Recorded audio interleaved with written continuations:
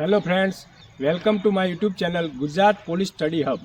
આજે વિડીયો બનાવવાનો એક જ ઉદ્દેશ છે કે જ્યારે હું તૈયારી કરવા ગયો કે મારે બી ફાઇનાન્શિયલ તકલીફ હતી, જોબ મૂકી દીધી હતી, તો મને કોઈ મારા ફ્રેન્ડ થ્રુ મેસેજ મળ્યો હતો કે વિરમગામ મુકામે આપણા પરેશભાઈ છે, પોતે પીઆઈ વિરમગામમાં, અને એમના ફ્રેન્ડ યોગેશભાઈ કે જે એક કેમ્પ બનાવવાની તૈયારી કરતા હતા કે છોકરાઓ પોલીસની તૈયારી કરતા હોય એમને આપણે કંઈક હેલ્પ કરીએ બધી રીતે, ફાઇનાન્શિયલ કે રનિંગ માટે કોઈ। તો મેં જોયું અને ત્યાં ગયો અને મને લાગ્યું કે ભાઈ અહીંયા કંઈ તૈયારી કરવાની મજા આવશે, તો હું રહ્યો એક વર્ષ ત્યાં। અમને 12 થી 13 છોકરા હતા, એમને ફ્રી ઓફ રાખ્યા અને એમાંથી અમે 3 જણા સિલેક્ટ થઈ ગયા। એક વિદ્યાર્થી મારો ફ્રેન્ડ જ મારી રૂમમાં જ રહેતો હતો, તે આ ભરતીમાં 2-3 માર્ક્સ માટે રહી ગયો હતો।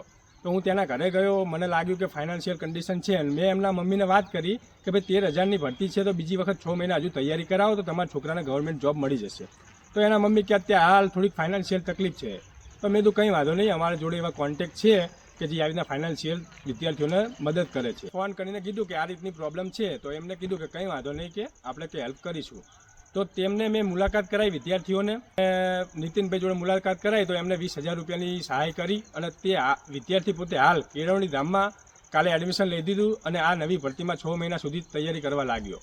તો આ વસ્તુ મને શીખવા મળી પરેશભાઈ અને યોગેશભાઈ તરફથી કે આ રીતના તૈયારી છોકરાઓને કરાવે તો અમને 3 જણાને નોકરી મળી, તો આવી રીતના બી આપણે 1-2 છોકરાઓને કંઈ હેલ્પ કરી શકીએ તો એ બી આગળ વધીને બીજા છોકરાઓને હેલ્પ કરશે।